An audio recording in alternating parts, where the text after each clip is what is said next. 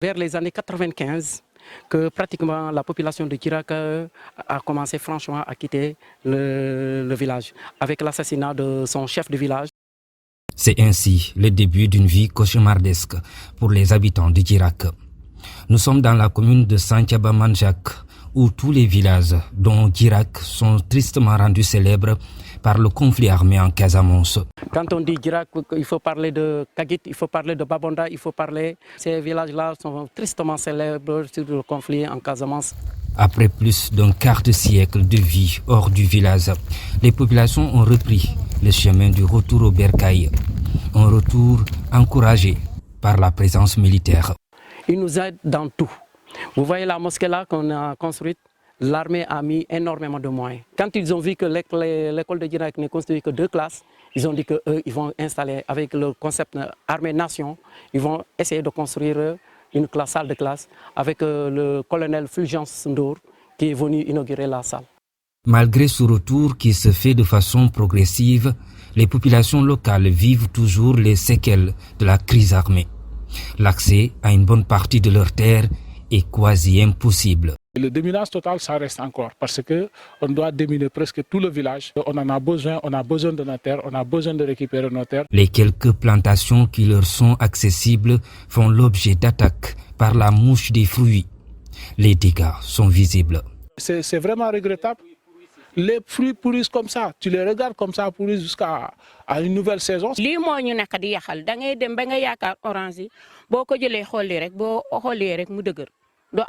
L'enclavement, l'autre équation majeure chez le retourné de Djirak.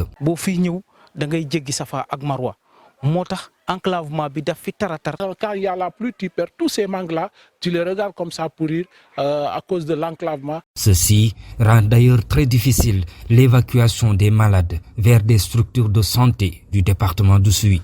Moto 2 roues la jël sama malade bi nga xamné légui la accouché jël nénéam bi yéeg ci moto bobu yobbu ko ba Cabro. Pour sauver la vie de certains malades, les populations font appel aux médecins militaires du cantonnement du village. Dañoo mujjé collaborer ak militaires yi pour ñu ñé abal sen infirmier bi day joggé ci camp bi mu ñëw tok ci case de santé pour nit ñi bu ñu ñëwé mëna leen faj fofu. Sensible à cette situation, le médecin chef du district sanitaire d'Oussouye projette diriger la case en poste de santé. Impérativement, nous devons travailler quand même à renforcer la structure sanitaire et de travailler à ce que ça soit érigé en poste de santé. Djirak mise sur le plan Diomaye pour la Casamance pour tourner le dos à ces nombreuses difficultés. Avec le plan Diomaye pour la Casamance, on sait qu'on peut retrouver encore ces mêmes moments.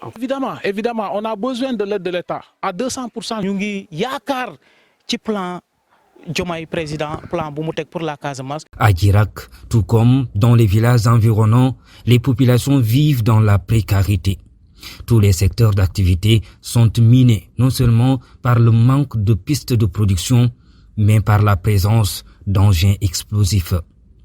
Ce qui, de facto, fait accroître la pauvreté chez les populations de Djirak. Les années 95, ñëpp dawoon boobu ñëpp dawoon parce que léegi suñu sécurité bi dem na sécurité bi mooy maanaam le chef du village rey nañ ko bu ñu ko reyee noonu gars yi ne fii de amatul kaaraange. lii mooy ndorteel dundu gu war a métti lool ci askan yu yeewoo ca Djirak. ñu ngi ca commune bu Santhiaba Manjak fi nga xamante ne dëkk yëpp daanaka crise armée bu Casamance moo tax ñu siiw lool. Quand on dit Djirak, il faut parler de Kagit, il faut parler de Babonda. Ces villages-là sont tristement célèbres sur le conflit en Casamance. ginnaaw ay at yu bëri ñu dund ci biti askan wi commencé dellusi ci seen gox ba di ab dellusi bi nga xamante ne nekkin bu armée bi moo ko encouragé.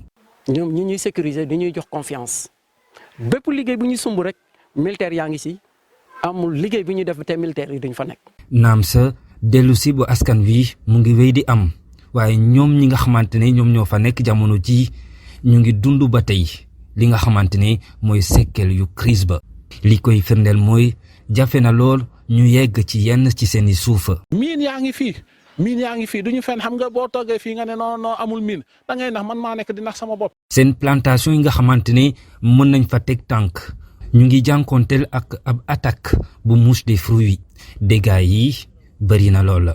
muus bi commencé na fi bëri te muus bi bu ñëwee daf ñuy gën a lor. lii moo ñu nekk di yaxal da ngay dem ba nga yaakaar orange yi boo ko jëlee xolli rek boo xollee rek mu dëgër doo am ndox affaire yi buñ ko jamee attaques yi buñ ko jamee rek jeex na. ñàkkum yoon beneen équation majeure bu askan wi yeewoo ca Djirak. dugg Djirak métti na gën a Djirak métti na. boo fii ñëw da ngay jéggi Safa ak Marwa moo tax enclavement bi daf fi tar boo xam ne dafa jéggi dayo li ni mel tax na ba pour évacuer am malade ci yenn ci ay structures de santé yu nekk ca département bi doon lu jafe lool. c'est que malade boo ko yoree ci yoon bi ci ngay xam ne ki yoon bi métti na. moto 2 roues laa jël sama malade bi nga xam ne léegi laa accouché jël neneyam bi yéeg ci moto boobu yóbbu ko ba Kabrousse. ngir sauver yenn ci ay malade askan wi dañuy faral di woo médecin militaire bu nekk ca cantonnement bu village bi ngir mu wàllu leen. dañoo mujjee collaborer ak militaires yi pour ñu ñuy abal seen infirmier bi day jógee si camp bi mu ñëw toog si case de santé pour nit ñi bu ñu ñëwee mun a leen a faj foofu. ginnaaw bu mu yégee li ni mel médecin chef bu district sanitaire bu Oussouye fas yéene érigé li nga xamante ne moo di case ba jëlee ko def ko ab poste de santé. pour jàppale nit ñi pour ñu mën a dellusiwaat bon ñi ngi demander également à ce que ñu defar carrément benn poste de santé et je crois que loolu dans le moyen terme. Djirak wekk léppam ci plan Diomaye pour la Casamance ngir ñu génn ci situation bi nga xamante ne moom la ñuy dund. le plan Diomaye comme vous le dites. ñu ngi ciy yaakaar bu baax a baax a baax. ñu ngi yaakaar ci plan Diomaye président plan bu mu teg pour la Casamance. ca Djirak comme ci yenn ci ay gox nga xamante ne ñoo ko wër askan wi di dund ay jafe-jafe yu métti lool la secteur d'activité yëpp daanaka taxaw nañu te loolee li ko waral nekkul lu dul ñàkkum piste de production waaye it présence bu miin ya ci seeni suuf si loolee sax mooy yokk li nga xamante ne moo di ndóol bi ci biir askan wi yeewoo ca Djirak.